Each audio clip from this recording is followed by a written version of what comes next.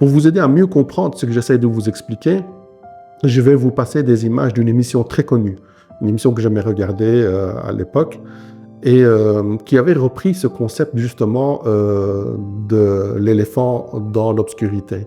Cette émission, c'est Top Chef. Et ils avaient fait une épreuve qui s'appelait la boîte noire. Et au fait, le concept de la boîte noire, c'est que un chef étoilé, un chef renommé, faisait un plat. On mettait le plat dans cette boîte noire et on demandait aux candidats et aux chefs de brigade, qui étaient eux vraiment expérimentés, de rentrer dans cette boîte, donc d'être privés de la vue, et puis d'essayer de découvrir quel était ce plat, quels sont ses ingrédients, son mode de cuisson, tout ça dans le noir. Donc ils rentraient à tâtons, ils y mettaient les mains, le nez, et puis ça retouchait, ça regoûtait. Et puis donc l'objectif c'était d'essayer de découvrir un maximum d'ingrédients et de modes de cuisson, tout ce qu'il fallait pour réaliser ce plat. J'aimais regarder cette épreuve, mais ce à quoi je faisais vraiment le plus attention, vu que je connaissais l'histoire de l'éléphant dans le noir, c'était quelles sont les caractéristiques d'une équipe qui gagnait cette épreuve-là. Qu'est-ce qu'elle mettait en place comme process pour remporter cette épreuve. Ce qui ressort de mon observation, c'est que les équipes qui ont gagné ou qui gagnaient mettaient en place 4 choses. Le premier, c'est une écoute active. Donc ça veut dire qu'ils n'étaient pas en train d'écouter pour répondre, mais ils écoutaient attentivement pour comprendre ce que l'autre essayait d'exprimer.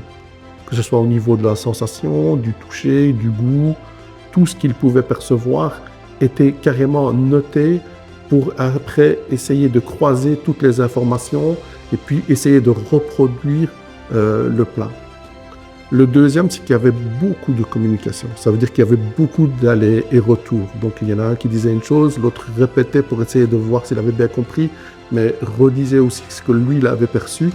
Et on faisait comme ça du feedback, mais aussi des corrections au fur et à mesure que les informations transitaient. Le troisième, c'est qu'il y avait de l'humilité. L'humilité, c'est connaître ses limites et savoir à quel moment je peux transmettre ou passer le relais à l'autre parce que moi, je ne sais pas aller plus loin. Et ici, on le voyait surtout quand les chefs de brigade rentraient, parce qu'il y avait des candidats qui démarraient, ils préparaient tous les plats et puis à un moment donné, les chefs de brigade rentraient et eux, comme ils avaient plus d'expérience, ils ressortaient et ils redonnaient des autres informations.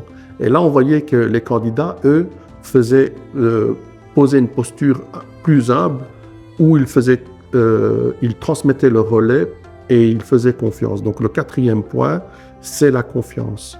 C'est avoir confiance et se laisser porter par le regard et l'observation des autres pour pouvoir aller plus loin que ce qu'on peut comprendre et percevoir du monde. Ça, c'est les 4 ingrédients. Donc, imaginez-vous, vous, dans votre équipe, dans votre famille, dans votre couple, si vous mettez en place ces 4 ingrédients, vous allez pouvoir échanger, discuter, faire confiance, passer du relais pour pouvoir ensemble redéfinir l'éléphant, redéfinir la réalité et reproduire une réalité et une perception commune pour enfin pouvoir peut-être réaliser un objectif qui peut être commun.